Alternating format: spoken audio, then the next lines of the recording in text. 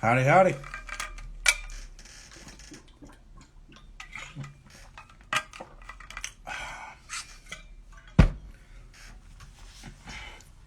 Good evening, folks. Good evening, good evening. Oh, Gino. I saw you hopping in here already. What's up, East? What's up? What's up, brother? GD. What's going on, folks? We've got an incredible guest with us this evening, and I am super excited to get to talk to him. You guys are going to learn a lot. You guys are going to learn a lot. We're going to talk about so much. What's up, Carson? Oh, you're the GOAT. You're the GOAT. Andy, what's up? Supporting my dogs. I appreciate you. I appreciate you. You're going to be on soon. Gino, I'm going to get you on real soon. Real soon. We got to chat about that so I can get you on here. Oh, thank you, Carson. I appreciate it. Yeah, Gino, we got a lot to catch up on, a lot to chat about. I actually don't use any indicators. I'm a calculations-based trader. The indicator I use is the S&P 500. What's up, Andy? All right, he should be in here momentarily. I'll be adding him here in a second. Good evening, everybody who's joining in. We got you, Gina. Don't you worry, baby. We got you. I got you. All right. Well, if you want to learn about investing and trading the whole nine, you can hop into our Discord. We've got all the education in the world for you. And I love my Canadians. Jay Dunn! Nice Lambo, baby. That shit cute. Oh, I gotta stop cussing. Sorry. Whoopsies. All right, Scott. Get on in here, brother. Let me see where you at. Terribly here. Here we go. My guy. How you doing? How we living, buddy?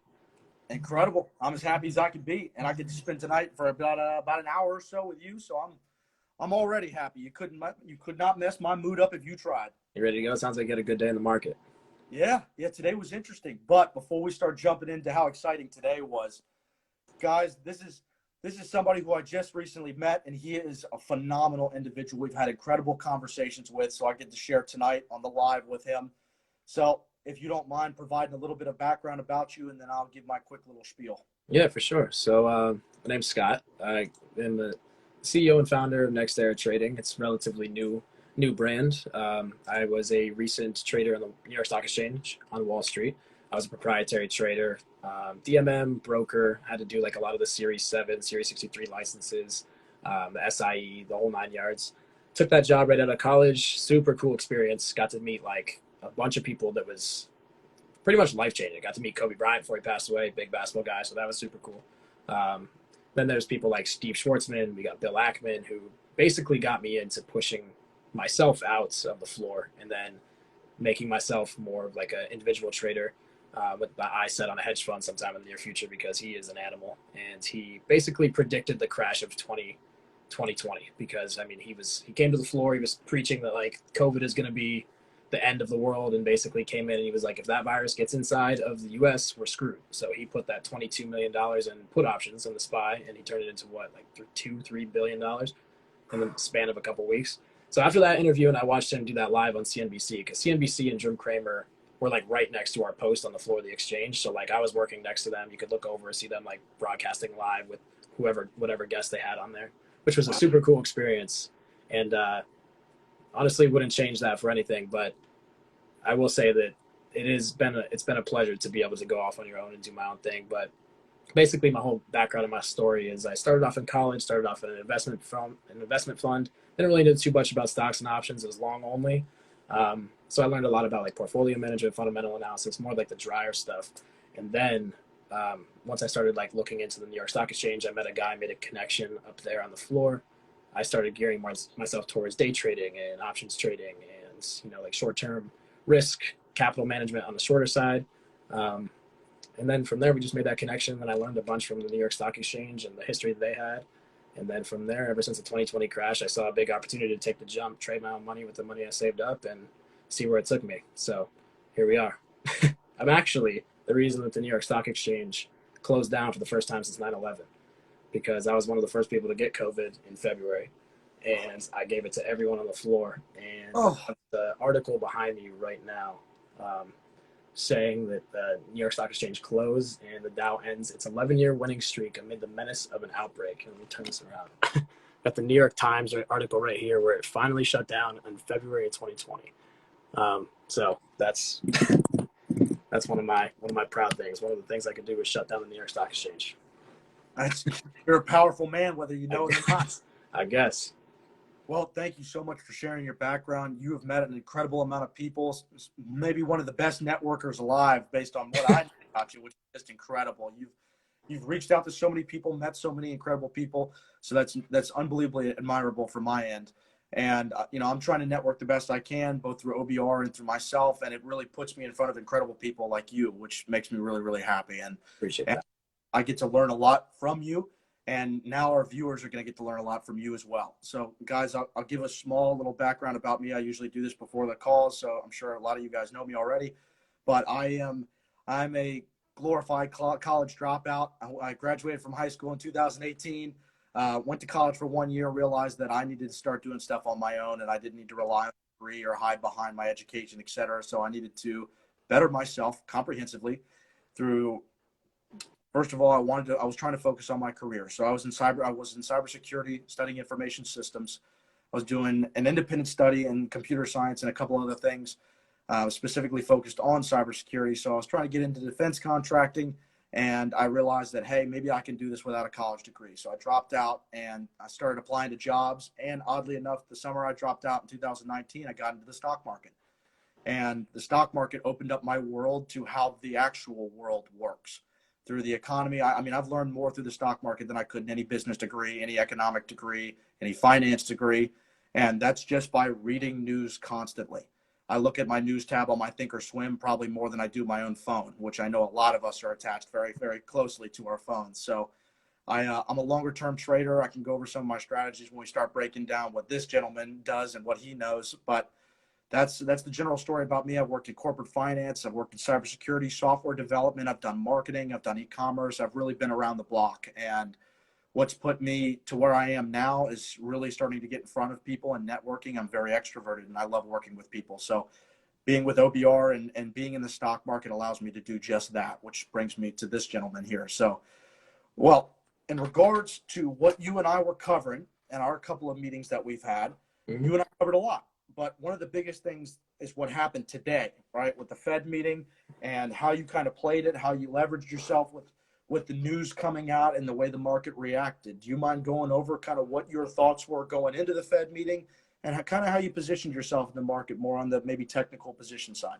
Yeah, of course. So I mean, well, everyone and their mother will say that they knew what was going to happen today. Now that hindsight is 2020, but I kind of played this in an interesting way. So the whole market sentiment was very pessimistic, and some of the greatest people that I've ever met, or some of the greatest like traders I've ever been surrounded with, is if everyone's doing it, you're not going to make any money. You got to go against the crowd in order to make a good amount of money, and whether that be short term, whether that be long term, I mean, Michael Burry was one of the big key reasons for going against everybody else, and he made a shit ton of money. So one thing that I looked at today was when the Federal Reserve was hopping on, we started out slightly green, right? But then we saw the market start pulling back, and it looked really, really negative.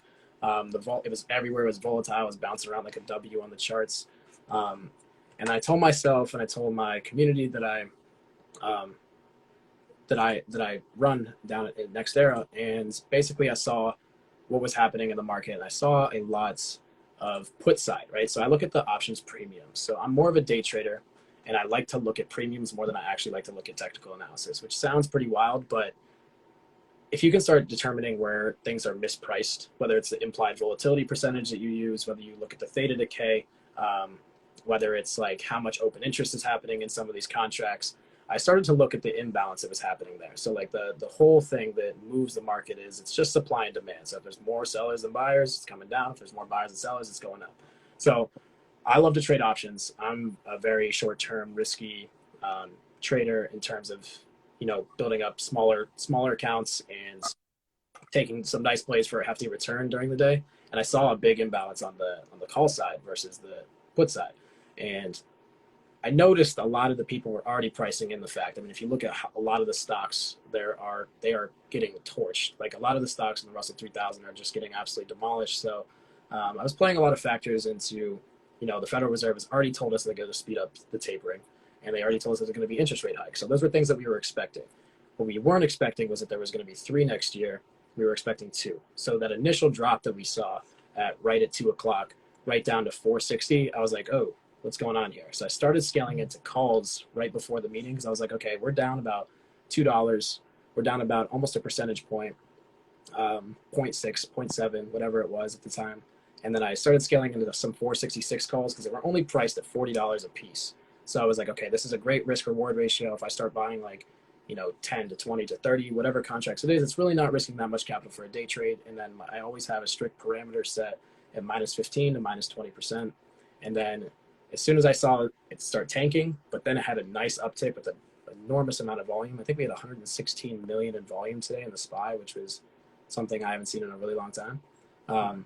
So I just basically was playing that side. I figured that everything was going to be priced in, and then when everybody was talking about there's going to be a huge crash, there's going to be a huge pullback, I was like, you know what? It's kind of a gamble, but I'm going to take the gamble on the contra side here and see if the SPY can bounce because we've seen so much weakness in the last few weeks. So, and fortunately, that's what happened. And I ended up taking a $40 trades and $500 a contract. So they paid off pretty nicely. It was a nice 1,000%. I will say I did sell earlier than the height of it. I brought in about, a couple 100% of that, but I can't complain with that kind of trade.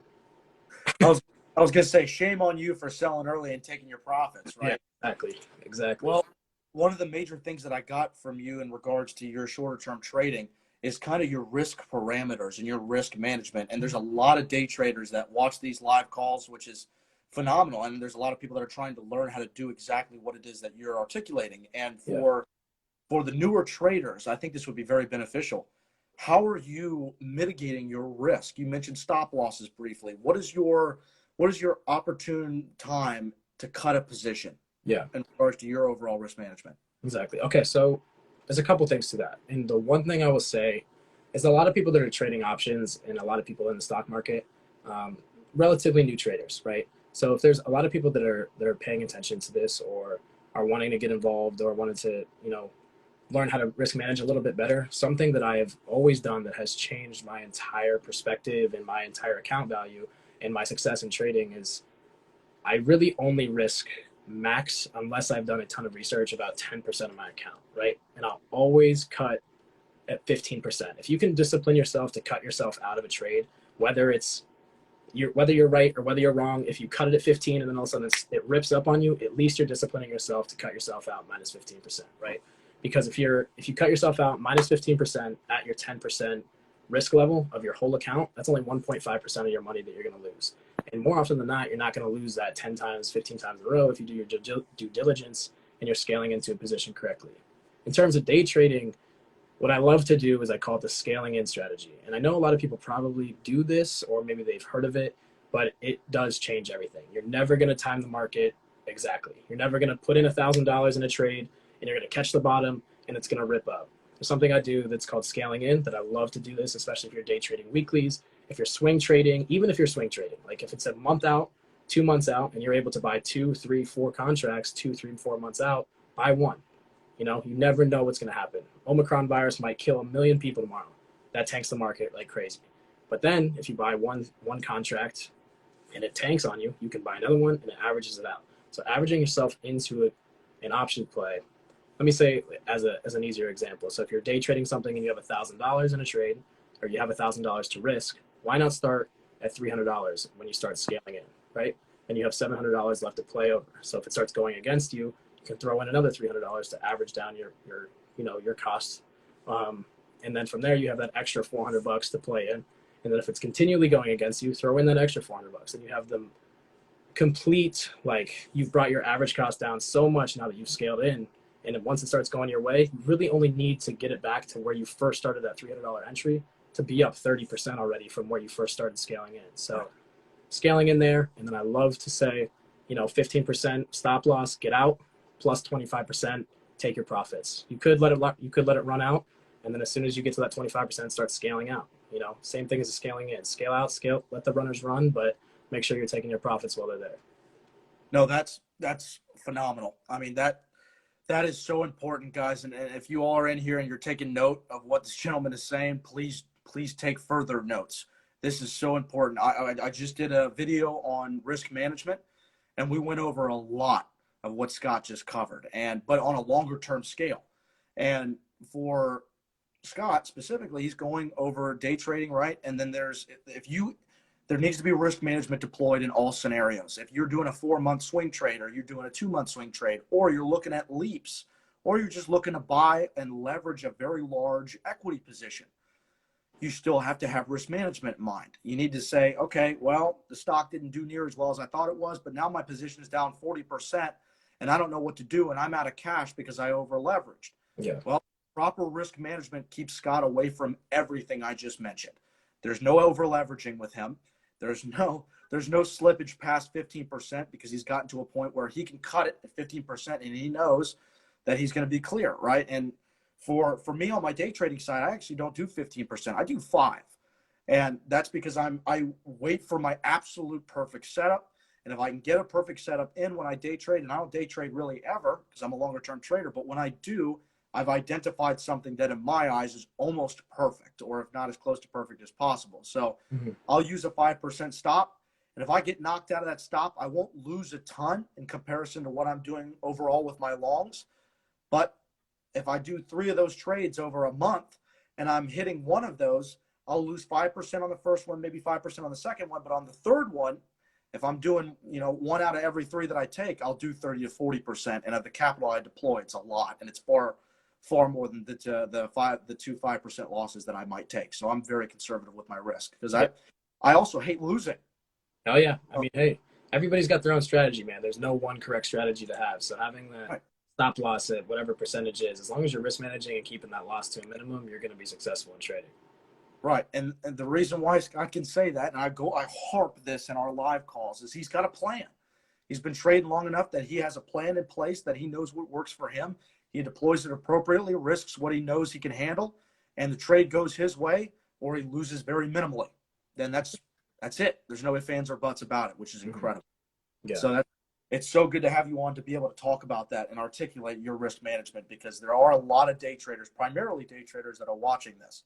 So I know that'll be very helpful. Yeah. So in regards to your outlook in the next couple of months, what do you think's going on? What do you think? How do you think we're going to respond to the rate hike? What do you think we're going to see in the next few months? That's a tough question. I think that, well, one, we've been screaming Santa Claus rally for a couple weeks now, but it just hasn't been here, right? But today it seemed like we got a huge reversal. There's a big bullish engulfing pattern on the daily chart that is pushing us right to 470. We have a nice resistance line at this 471, and then all-time high is 473. I would be shocked if we did not break that 473.54 all-time high this week, if not tomorrow. I think that we could continue to rip if there is any digestion of like rate hikes could really affect a lot of these stocks. Then maybe we won't hit that. But I would be shocked if we did not hit it this week. I can see a big bullish engulfing pattern. Maybe we start out a little bit red, give back a little bit of the gains yesterday, but any sign of a big buyer coming in institutionally, this should break that 471 resistance line and break up to all-time highs. So I'll definitely be paying attention to that. In terms of the next couple months outlook, I think that all depends on, inflation. I think if inflation keeps rising, then I think that maybe we should they'll probably start tapering bond purchases a little bit more. Maybe they'll speed it up even more than 30 billion per month, which would, ruin the equity markets because they're scaling out of putting money into the market. But I will say that I am a little bit nervous because last year, the year before, and I believe the year before that at the turn of January, everybody sells for tax purposes. So we might get a nice sell-off after the Santa Claus rally that is supposed to happen this year. I would love to see like a 480, 490 price. I see a lot of unusual whales and big option flow data going into the $500 calls for like a month and a half out. So that's interesting to pay attention to. But there's also a lot of people taking big bets that March is going to be like 430 in the SPY. So everybody's all over the place. I think people are just like, everybody's all unsure. But personally, I think that I'm more of a short-term thinker right now. I have a lot of cash in my account rather than into positions or into shares or into any long-term options, just because I don't know. And I'd be lying to anybody if I said I did know. I'm just going to be playing these short-term movements, and the day trades have been paying so much lately because of the volatility in the market that just capitalizing on the short term until we have like a clear direction of reversals in some of these stocks. Because the SPY is near all-time highs, but then you got stocks like Square or C Limited that are down, 150 to 200, almost $200 from their all-time highs. So there's just things are so out of whack, and I feel like that's just like a valuation correction type thing, like fundamentally. So um, I guess my answer to that question is I think that we do see a little bit of a Santa Claus rally short term, but then as soon as January hits, I think we see a nice little correction coming up here when the Federal Reserve meeting has another meeting in January. So about that. Well, no, that's you covered every basis of that question, so thank you for that. And I agree with you. I think I'm on the same line that you are. And if we got a correction starting 2022, that there's nothing wrong with that necessarily. That just puts everything at a major discount for us and starts us at a slightly lower price over the market, brings the valuation just a little bit further down. And if we want to start the year out great, in my opinion, you start the year out great by having a 10% correction or a 8% pullback or a 6% pullback. Mm-hmm. So that people can really start to load up and really deploy their cash that they've been a little uneasy to put into the market. There's certain, for me as a calculation-based trader, I know that there are certain levels of the market that I absolutely am ecstatic and pretty much, I guess in parameter speaking, do quite a bit of leveraging into. Yeah. If I SPY in the 10% correction lane, I know, hey, that we're at correction territory, right? We can maybe go 10, 11, 12%, but historically speaking, we usually have around there and then we start to retrace. Mm-hmm. If we fall further, I've got calculations all the way down to 08, right? So if we start the year out with a nice little pullback, that would be very helpful for me. It'd get some of this cash out of my hands for a little while. Just, I clear my taxes whole nine, but we get a little pullback and everything starts to go on sale. And you mentioned Square and C Limited, PayPal, throw that in that group. Oh yeah. There's a lot of phenomenal mega cap companies that are just getting hit pretty hard and unnecessarily. And I do believe that it has to do with just, in 2020, we had a full market rally. Yep. Everything you could throw a dart at a dartboard and you'd make money. Yeah, exactly. Right now we got a lot of volatility and some things are suffering and some things are doing tremendously well. So maybe we bring it back to the midline here, get everything up to even keel, and then we start moving again. But it would take a correction, I think, for all that to happen. See, that's interesting. It's interesting you say that. In 2020, if you threw money at something, you would hit, right? In 2021, you don't get that as much because a lot of people don't understand the macro economy of the market, right? So what I like to do in my personal watch list, right? I have TD Ameritrade, Thinkorswim. Everything at the top determines what's happening, right? So I have the SPY at the top. I have the QQQ. I have the VIX and the UVXY. So I have those top four. If the UVXY and the VIX are going up, then the market's going down, right? But then there's also things that I like to pay attention to. The TNX, which is the 10-year yield, right? The 10-year yield, if it's going up, QQQ is probably going to take a nice dive, right? Because the bond market is basically tracking inflation, and that's inverse to the equities market. So I like to make sure if the TNX is going up, the QQQ is most likely going down. As recently, that hasn't been happening, but that's been the trend of 2021.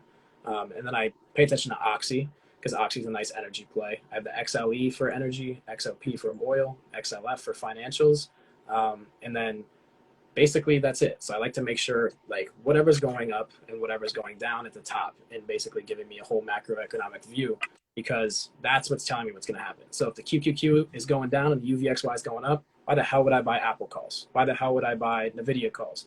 Doesn't make any sense, right? So having that macroeconomic picture at the very top of your watch list is going to help you tremendously as a trader. Not only because you can see what's happening moving on an intraday, but you can see on a larger scale, on a larger level, where are investors, the big money, the big institutions, the banks, the hedge funds, where are they throwing their money?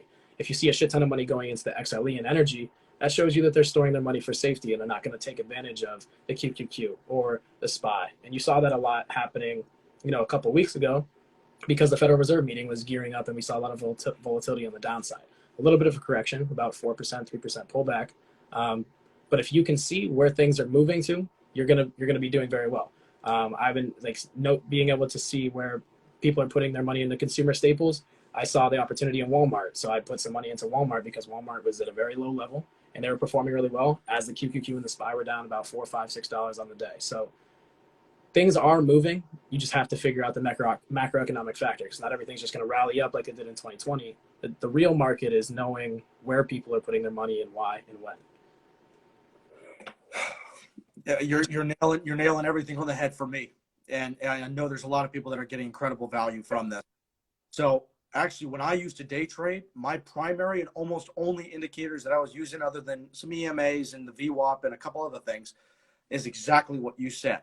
Mm-hmm. And now, instead of looking at them necessarily, I trade based on exactly what you said. Yeah. So if I see the VIX skyrocketing, I go over and I look at my calculations for SPY and I say, hey, is SPY gotten to where it needs to be? Is VIX high enough, et cetera? And then I'm just checking myself off and going right back to them. My watch list is built almost exactly like yours. Yeah. I use the major ETFs that have the highest leverage of individual securities that I like, that I own equity in.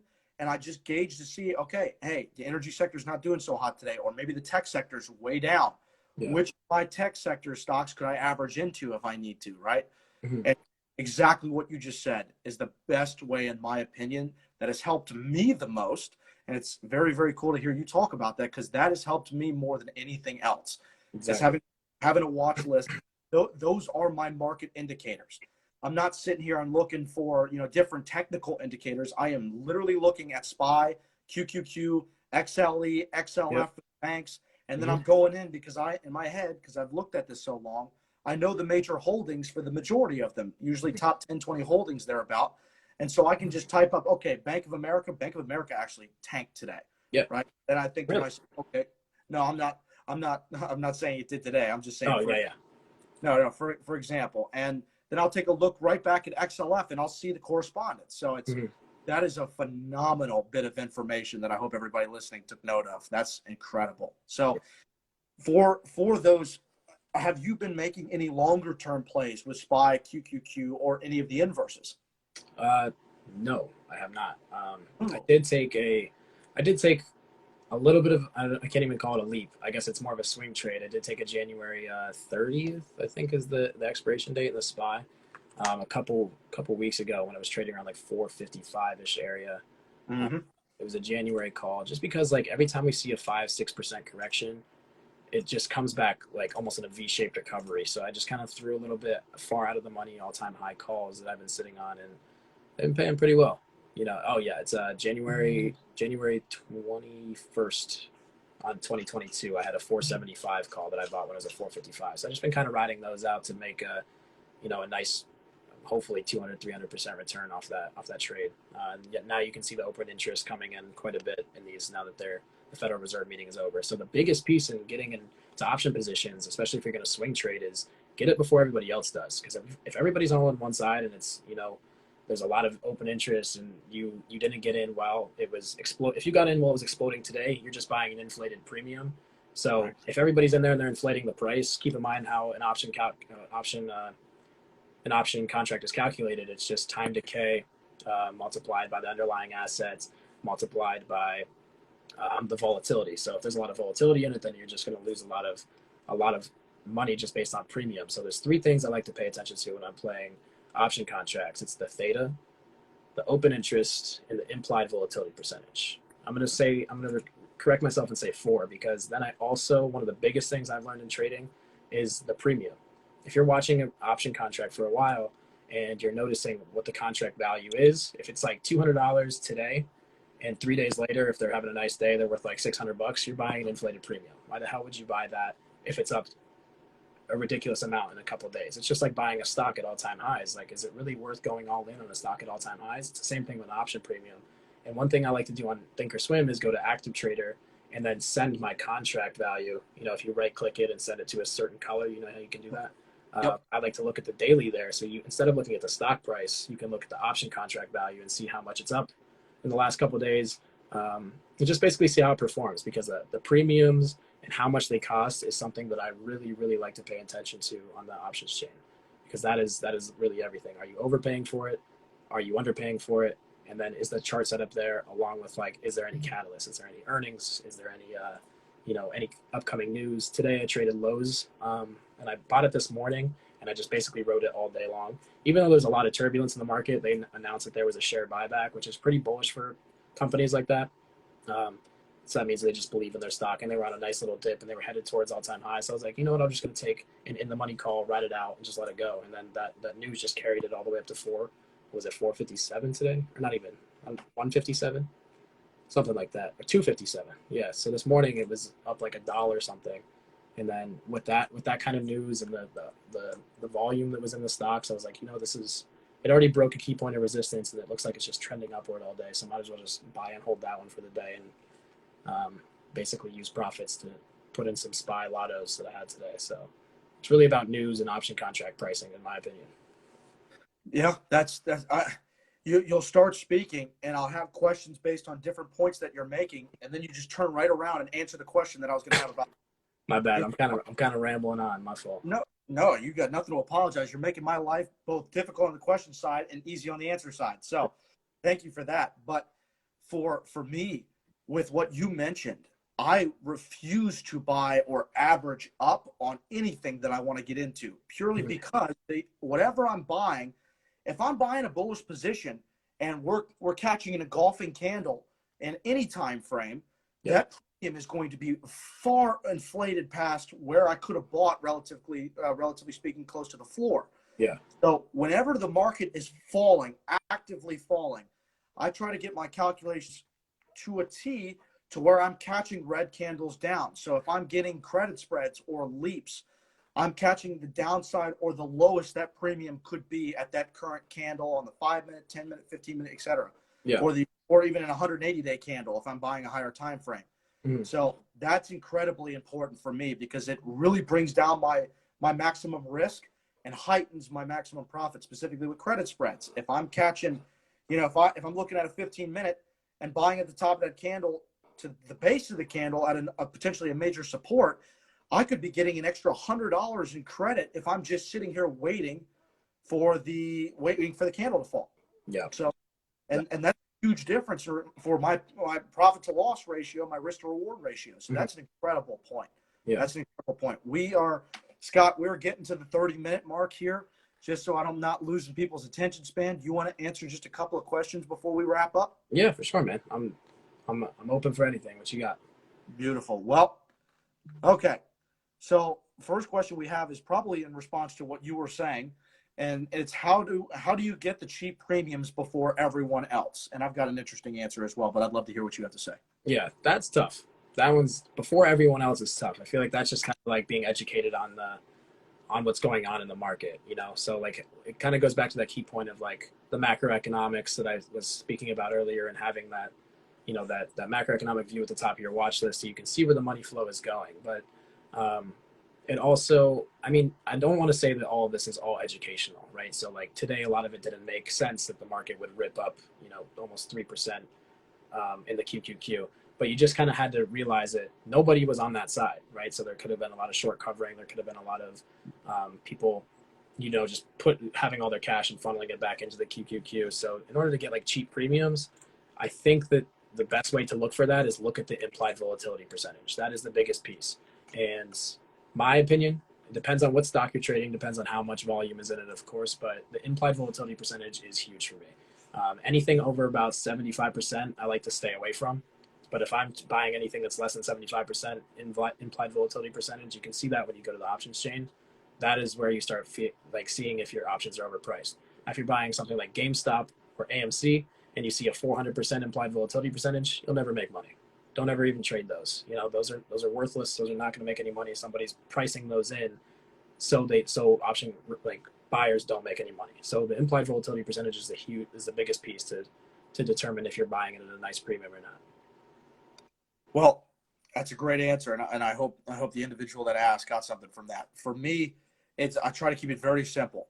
For me, I do not enter into any kind of a position, and the vehicles that I use are covered calls, leaps, credit spreads, and equity purchases, share purchases.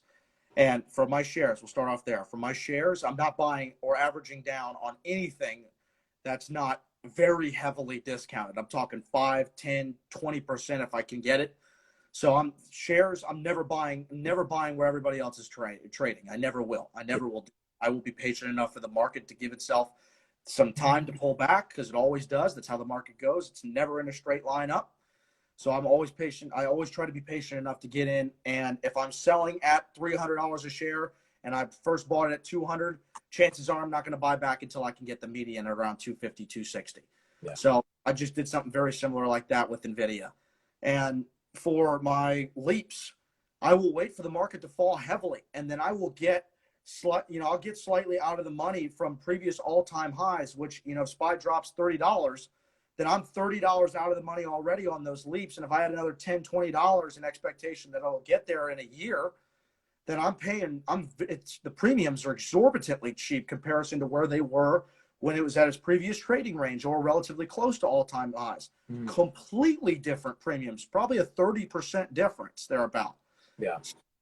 That's one of the things that I do. And for credit spreads, I usually wrap my credit spread range around the all-time highs, which means I'm only getting into those credit spreads when we're down $20, $30 a share, so that my P&L, my profit to loss ratio, is a 2-for-1, 3-for-1. So usually, just to get some skin in the game, I'll do a 1.2 profit to loss to 1. But the further the market falls, the more profit I have available upon the market recovering and retracing back to all-time highs. Yeah. That's how I go about premium hunting. That's smart. That's a great strategy. Like I said, there's a million different strategies, and not one is correct. So that's another great strategy to adopt. I appreciate that. Let me see if I have. Jay Dunn said 2 goats, 1 live. Jay Dunn, if you were in here, it'd be 3 goats, 1 live. So, and Jay Dunn is the man. When you were talking about your risk management and how you were identify volatility and a couple other Greeks, he also said that you were the goat. So, oh, sorry. He said this man's preaching. You were, absolutely. Man, I got to start doing this more often, man. My confidence is going up. Okay, well, it sounds like another live here soon. So no, and also, guys, I save every single live. I save it right after the live is over. I put it right into our IGTV section of OBR Investing's Instagram. And if you guys have any more questions, please ask them. But if not, this gentleman has an incredible community that he runs. He's selected with the community so that he's got people that are participating and that he can help directly. And he's a one-man show right now, and he's all over the place. And just because he's a one-man show does not mean by any stretch that he is stretched thin. He's all over it. He is absolutely all over it. So if you guys need anything from him, if you guys have gotten, have any similar interest or any similar trading styles, and you guys are interested in the way that he trades, you guys can take his Instagram from this live, get a hold of him. If you guys reach out to us on behalf of Scott, we'll put you in contact with him immediately. I've got a decent bit of contact information for him, and I'll get you guys over to him if you need him. Clayton, you're the man. I appreciate you. I appreciate the live a lot. I appreciate the community, and we just met, but I can already tell this is going to be a very long partnership / friendship, and I'm sure we can collab on a lot of things in the future.